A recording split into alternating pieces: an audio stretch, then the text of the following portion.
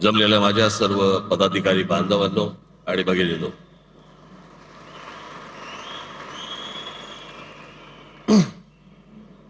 सर्वप्रथम मी आपणा सर्वांना या दिवाळीच्या मनपूर्वक शुभेच्छा देतो।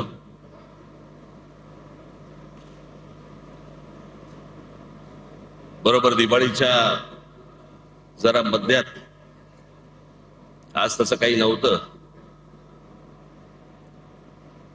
त्याच्यामुळे आज हा मेळावा इथे घेण्यात आला।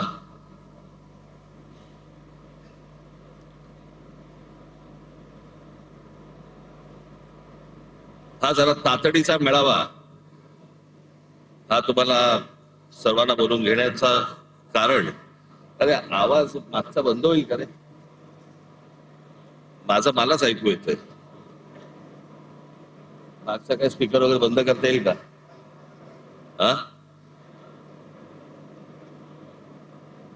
मागचा करते कोण आहे इकडे?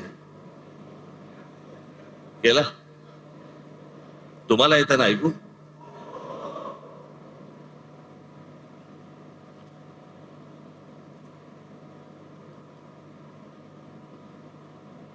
यावेळेची जरा जेव्हा लागेल तेव्हा आणि जेव्हा आपण ठरवू तेव्हा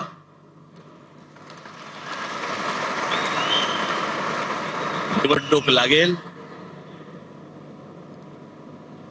ज्या प्रकारचा सगळा गोंधळ सुरू आहे मतदार याद्यांमध्ये, हा आत्ताचा नाहीये, हा गेल्या काही वर्षांचा आहे। तुम्हाला आठवत असेल तर 2016-17ला मी याच्याच विरोधात आवाज उठवला होता, या वोटिंग मशीन आणि मतदार याद्या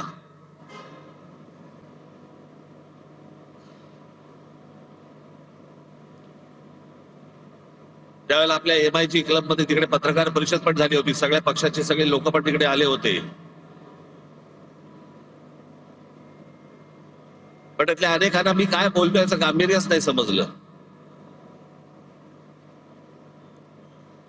आणि मग ज्या वेळेला प्रत्येकाच्या दरवाजावरती टकटक व्हायला लागली,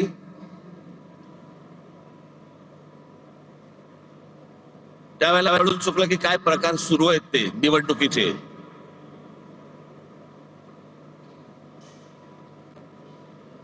आताही बघा, गेली विधानसभा झाली, 232 आमदार निवडून आले, 232।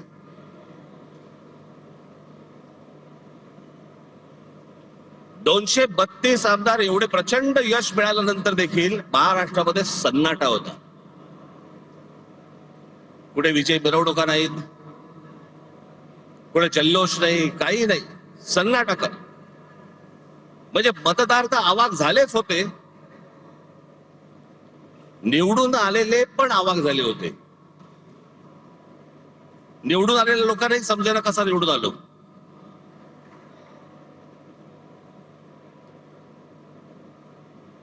आणि मग सगळ्यांनाच कळलं की कशा प्रकारच्या निवडणुका चालल्यात या देशामध्ये, कशा प्रकारचे विजय प्राप्त होत आहेत, कशा प्रकारचं यश मिळतंय। अनेक लोक म्हणतात की राज ठाकरेंच्या सभेला गर्दी होते पण ते मतामध्ये येत नाही, हे असं केलं तर कसं येईल ते मतामध्ये? आणि तेच चालू आहे। राज्यांमधले जे स्थानिक पक्ष आहेत त्यांना संपवणे, त्यांना मिटवून टाकणे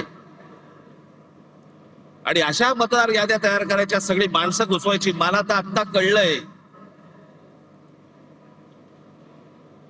अगदी खात्रीलायक रित्या समजलेली गोष्ट तुम्हाला सांगतो की आत्ताच्या या होणाऱ्या निवडणुकांना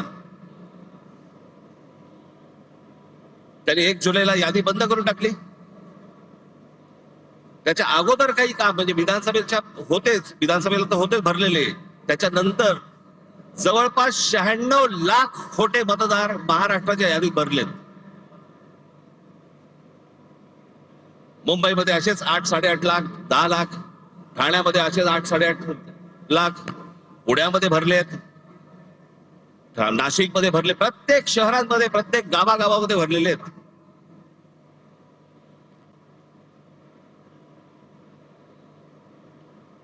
अशा निवडणुका होणार आपल्या देशात.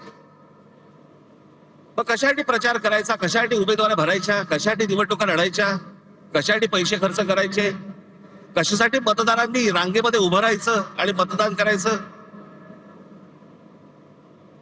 अशा प्रकारच्या निवडणुका जर होत असतील तर हा संपूर्णपणे या महाराष्ट्रातल्या आणि देशातल्या मतदारांचा अपमान आहे.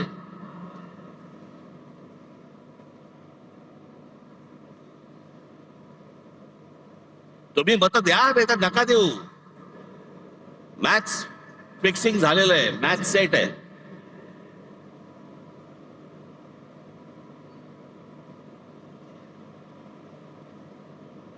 अशा महाराष्ट्रामध्ये निवडणुका होणार. हे कोणत्या प्रकारचं षडयंत्र, ही कोणत्या प्रकारची लोकशाही आहे. आणि नंतर सांगायचं नाही नाही ह्यांचा एकही आमदार निवडून नाही आला, ह्यांचा एकही खासदार निवडून नाही आला. अरे येईल कसा.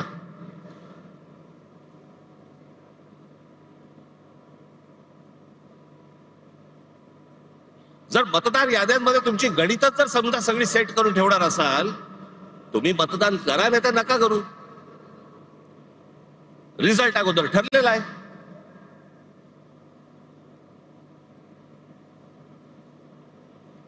आणि आम्ही जे निवडणूक आयोगावरती बोलतोय, निवडणूक आयोगाला ह्या याद्या सुधारा म्हणून सांगतोय, मला समजत नाही सत्ताधारी पक्षाचे लोक का चिडतायत. लागतंय ना कुठेतरी.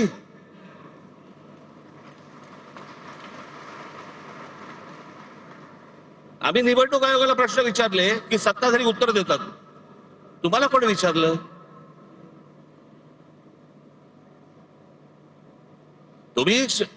तुम्हाला वाटतंय, तुम्हाला राग येतोय कारण शेण खाऊन ठेवलंय.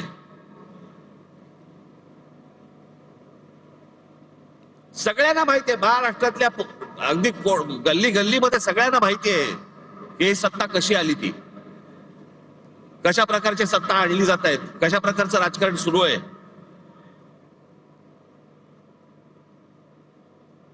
बरं, हीच माणसं ज्यावेळेला विरोधी पक्षामध्ये होती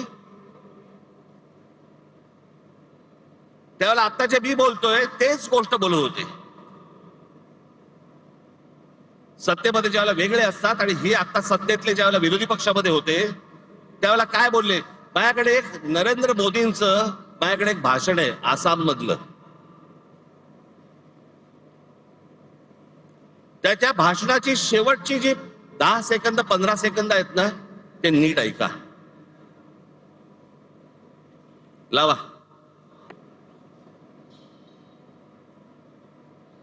त्यावेळेला ते गुजरातचे मुख्यमंत्री होते, त्यावेळेस त्यांचं भाषण आहे. आज ते स्वतः पंतप्रधान आहेत. आम्ही काय वेगळं बोलतोय की सत्ताधाऱ्यांचे, या निवडणूक आयोगाला आम्ही पण तेच सांगतोय, तुम्ही सत्ताधाऱ्यांचे गुलाम नाही आहात.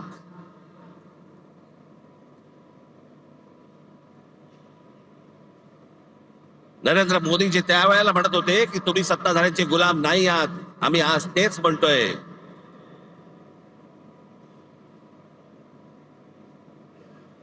आणि ह्याची हिंमत पर्यंत कुठपर्यंत गेली आता इथे महाराष्ट्रामध्ये. सत्ताधारी पक्षाचा आमदार स्वतः सांगतो की मी माझ्या निवडणुकीला 20,000 मतं बाहेरून आणली. जाहीररित्या भाषणामध्ये बोलतो. पैठणचे आमदार आहेत भुमरे म्हणून, त्या दिवशी त्यांनी भाषण केलं आणि त्या भाषणामध्ये त्यांनी सांगितलं. मग शिंदेनी त्याला काहीतरी डोळा मारला का काहीतरी केलं की दाढीवरनं हात फिरवला. मग लगेच तो बोलला नाही नाही, जे बाहेर गेले होते स्थलांतरित होते त्यांना मी आणलं. बघा तुम्ही तुमचंच बघा. मतदार हे बाहेरून आणले आणि त्यावेळेला त्या व्यासपीठावर एकनाथ शिंदे यांची देखील उपस्थिती होती आणि त्यानंतर सारवासारव विलास भुमरेंना करावी लागलेली होती आणि त्याच्यावरून तोच मुद्दा आणि तोच व्हिडिओ आता राज ठाकरे यांच्या मेळाव्यातून दाखवला जातोय. सत्ताधारी आमदार सांगतो की बाहेरून 20,000 मतदार आणले. मी अजून 3 व्हिडिओ आणलेत. एक आहे सतीश चव्हाण अजित पवार गट, दुसरे आहेत संजय गायकवाड एकनाथ शिंदे गट आणि तिसरे आहेत मंदा म्हात्रे हे भाजपचे आहेत. हे तिघेही आमदार आहेत. तिघेही आमदार आहेत. ती काय बोलतात ते ऐका. हे गेल्या 10-12 वर्षामध्ये 15 वर्षामध्येच का प्रश्न पडले.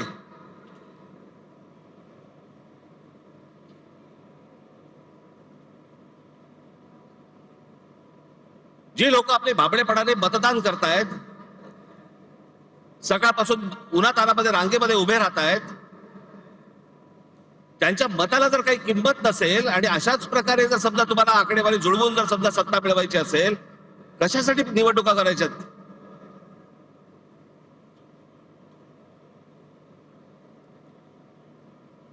आणि आता पण ह्या ज्या सगळ्या चालू आहेत, आता याच्यावरती मतदारांच्या प्रतिक्रिया काय आहेत. एक फक्त तुमच्यासाठी छोटी गोष्ट आणली, मतदारांच्या प्रतिक्रिया काय आहेत ते फक्त ऐका. मतदारांच्या प्रतिक्रिया काय ऐकते. केंद्रातही आम्हीच पाहिजे, राज्यातही आम्हीच पाहिजे, महानगरपालिकेतही आम्हीच पाहिजे, जिल्हा परिषदमध्ये आम्हीच पाहिजे. हा संपूर्ण महाराष्ट्र, ही महाराष्ट्रामधली सगळी शहरं ही अदानी अंबानीला आंदण म्हणून द्यायची आहेत.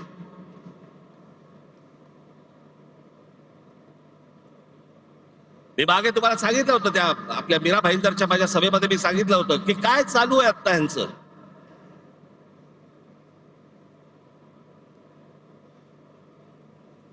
ठाणे जिल्हा हातामध्ये आल्याशिवाय मुंबईला हात घालता येणार नाही, म्हणून तिकडनं सगळी अख्खी सगळी सुरुवात चालू आहे. ती पालघर पासून सगळी सुरू आहे. तिथे ज्या इमारती उभ्या राहत आहेत त्या इमारतीमध्ये लोक कोण राहत आहेत ते बघा. सगळे गुजरातमध्ये येत आहेत. मी मागे जो विरोध केला होता त्या बुलेट ट्रेनला, तो याचसाठी. तो पट्टा बघा अख्खा, तो भौगोलिक पट्टा बघा तुम्ही. आता तिकडे वाढवण बंदर येत आहे, तिकडे आता विमानतळ येत आहे.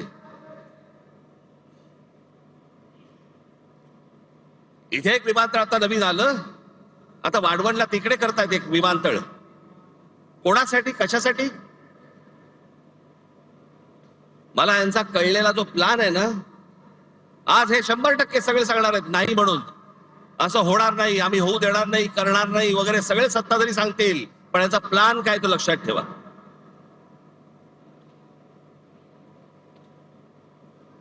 आता जे नवीन विमानतळ केलंय, हे आत्ता आपलं जे सांताक्रूजचं विमानतळ आहे, छत्रपती शिवाजी महाराज विमानतळ, अंधेरी सांताक्रूजचं, इकडनं आता ते आहे अडाणीच्या हातात. इकडनं सगळी ऑपरेशन्स आता हळूहळू हळूहळू कमी करणार आणि सगळी तिकडे नेणार नवी मुंबईला.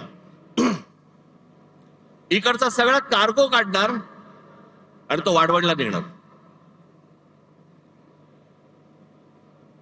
आणि मग ती संपूर्ण जमीन अख्खी एकदा काहीतरी गुगल मॅप वर जाऊन बघा केवढी आहे ती, आणि मग ती अदानीच्या घशात घालणार.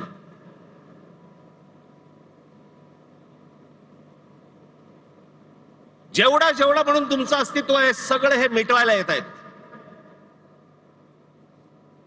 भारतीय जनता पक्षाला जे मतदान करणारे जे लोक आहेत ना, मराठी सगळे लोक, मला त्यांनाही सांगायचंय,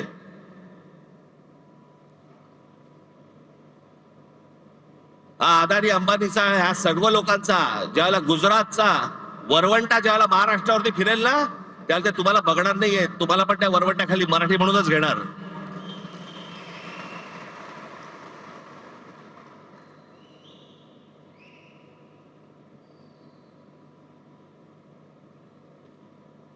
सगळ्या गोष्टींमध्ये अदानी.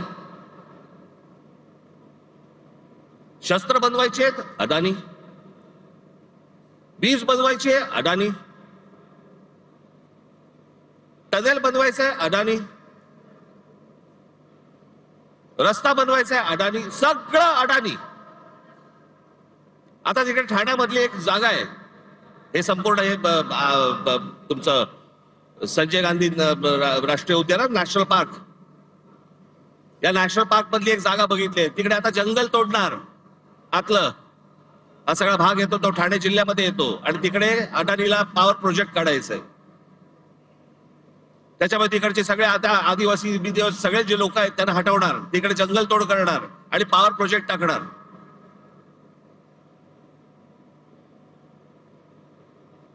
इथे पुढे त्या अलिबाग हे जे रस्ते होत आहेत ना, एवढं लक्षात ठेवा, मी प्रगतीच्या आड येणारा माणूस नाही. पण मुंबईमध्ये, ठाण्यामध्ये, महाराष्ट्रामध्ये होणारी प्रगती ही जर मराठी माणसाच्या थडग्यावरती होणार असेल, मी खपवून घेणार नाही. तुम्हाला वाटत असेल की हे सगळे रस्ते जे बांधले जात आहेत, सिलिंग पासून ते अटल सेतू पासून सगळ्या गोष्टी तुमच्यासाठी नाही येते. हे जे सगळे जमिनी घेत सुटलेत ना उद्योगपती, त्यांच्यासाठीचे रस्ते आहेत ते.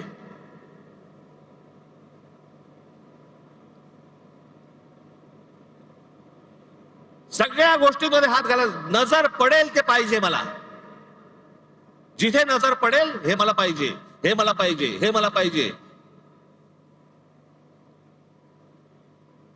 आणि आमच्याकडे कुंपणच शेत खात आहे. आमचीच मराठी माणसं यांना जमिनी मिळवून देत आहेत.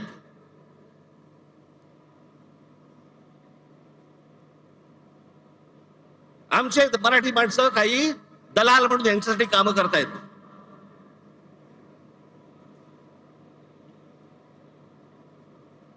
केंद्र तर आहेच हातामध्ये, राज्य तर आहेच हातामध्ये.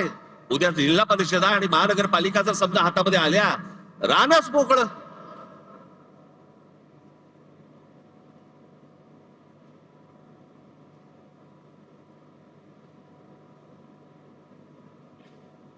हे काही सहज चालू नाहीये, हे सगळं प्लॅन आहे. हे इतक्या वर्षापूर्वीच्या ज्या सगळ्या गोष्टी आहेत ना, ज्याच्यासाठी संयुक्त महाराष्ट्राचा लढा झाला,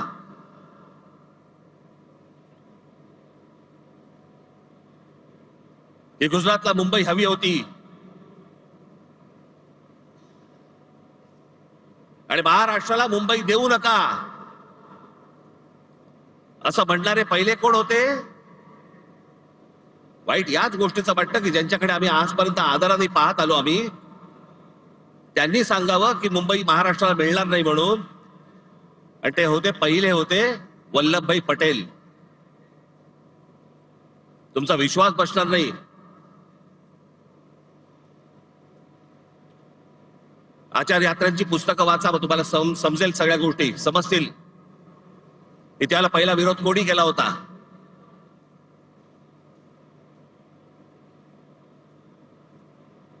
हे आत्ताच नाहीये, हे जुनं आहे. हे आत्ता फक्त सगळ्यांच्या सहाय्याने ते करत येत आहेत आणि त्याच्यासाठी बोगस मतदार भरले जात आहेत, जेणेकरून ह्याच्यातनं सगळे खासदार आमचे, आमदार आमचे, जिल्हा परिषद आमच्या, महानगरपालिका आमच्या, नगरपालिका आमच्या, सगळे एकदा हातामध्ये आलं. तुम्ही काय करणार आहात? नंतर काय करू शकता तुम्ही? नंतर काही नाही. एकदा हातामधनं गेलं, जमीन एकदा हातामधनं गेली, परत येत नाही. आणि जमीन हेच तुमचं अस्तित्व आहे. ते एकदा हातामधनं गेलं, त्याच्यासाठीची ही सगळी रचना आहे. माझ्या महाराष्ट्रातल्या सगळ्या मतदारांना माझी विनंती आहे, सतर्क रहा.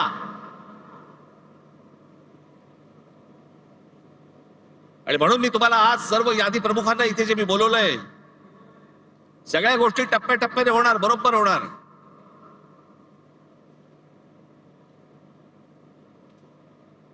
मी ज्या सर्व संपूर्ण यादी प्रमुखांना बोलवलंय, मुंबईचे आहेत, ठाण्याचे आहेत, कल्याण डोंबिवलीचे आहेत, नवी मुंबईचे आहेत, मीरा भाईंदरचे आहेत. घराघरामध्ये जा. माझी मतदारांना ही माझी विनंती आहे की आमचे लोक ज्यावेळेला येतील, इतर सहयोगी पक्षांचे पण लोक ज्यावेळेला येतील, त्यांना सहकार्य करा. एकेका घरामध्ये 800 माणसं भरली जात आहेत, नावं दिली जात आहेत. 700 माणसं, 800 माणसं, 1000 माणसं, 500 माणसं, जे मतदार नाही आहेत. पण अशी सगळी खोटी नावं भरून हे निवडणुकांना सामोरं जायचं म्हणतायत.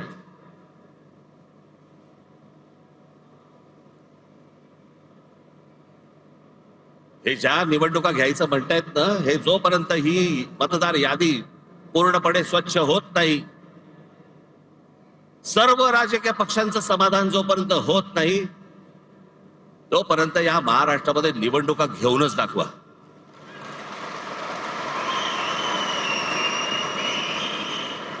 या महाराष्ट्रातल्या निवडणुका शांततेने पार पाडायच्या असतील, पहिली ती मतदार यादी स्वच्छ करा.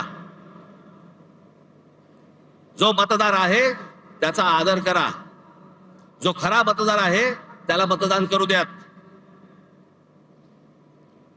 कोण सत्तेवरती येईल आणि कोण पराभूत होईल याच्याशी मला कर्तव्य नाही, पण जे मतदान होईल ते खरं होईल या दृष्टिकोनात निवडणुका झाल्या पाहिजेत.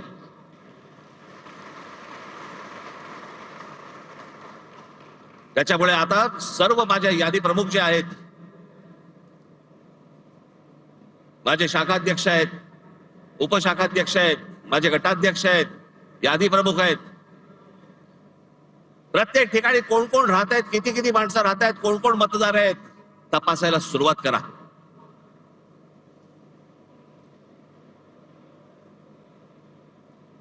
हे जे या लोकांनी शेण खाऊन ठेवलं ना, सगळ्या गोष्टी बाहेर येतील, बरोबर बाहेर येतील. येतातच आहेत, सगळेजण आणतातच आहेत. सगळ्या महाराष्ट्रभर हे सगळं सुरू झालं पाहिजे. आणि फक्त आपल्याच पक्षासाठी नाही म्हणत मी, इतर पक्षांनी देखील प्रत्येक घराघरामध्ये गेलं पाहिजे, तपासलं पाहिजे.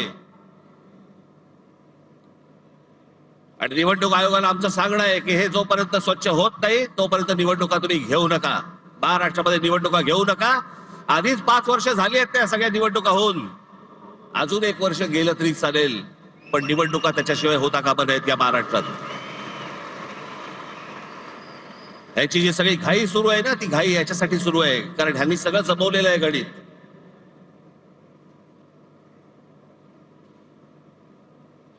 पुढे या सगळ्या गोष्टींचं पुढे कसं कसं जायचंय, कुठे कुठे जायचंय, ह्याचे प्रत्येकाचे टप्पे ठरलेले आहेत. योग्य वेळी सांगणार. पण आज 3 वाजता एक सर्वपक्षीय पत्रकार परिषद आहे, ज्याच्यामध्ये शिवसेनेचे लोक असतील, आमचे लोक असतील, राष्ट्रवादी काँग्रेसचे लोक असतील, सर्वच पक्षाचे लोक असतील. सत्ताधारी पक्षाच्या लोकांना पण यायचं असेल तर येऊ शकतात.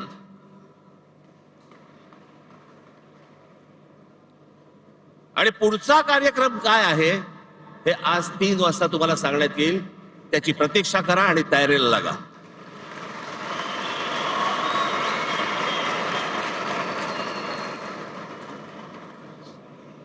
जिथे जिथे तुम्हाला शक्य होईल तिथे इथे सगळ्या गोष्टींची तयारीला लागा तुम्ही. हे तुम्हाला आज 3 वाजता तुम्हाला समजेल. ही पत्रकार परिषद होईल त्यावेळेला. पण आज तुम्ही इकडे जण आलाय, मला फक्त आपल्याला एवढंच सांगायचं आहे की कशासाठी काय चालू आहे षडयंत्र ते सर्वांनी ओळखा आणि मतदार याद्यांवरती जोरात कामाला लागा. एवढंच सांगण्यासाठी म्हणून मी आज आपल्या सर्वांसमोर मी इथे आलोय. जाताना सर्वजण नीट जा आणि घराघरापर्यंत, नागरिकांपर्यंत प्रत्येकाकडे पोचा. ज्याला जाल त्याला नम्रपणे जा, शांतपणे जा, त्यांची विचारपूस करा आणि सगळ्या गोष्टी या तुम्ही तुमच्याकडे कागदावरती लिहून काढल्या पाहिजेत. एवढंच सांगण्यासाठी म्हणून मी आज आलो. दिवाळीच्या मध्यात तुम्हाला बोललो त्याबद्दल दिलगिरी, परंतु आपण आलात त्याबद्दल मी आपला सर्वांचे आभार मानतो. धन्यवाद. जय हिंद, जय महाराष्ट्र.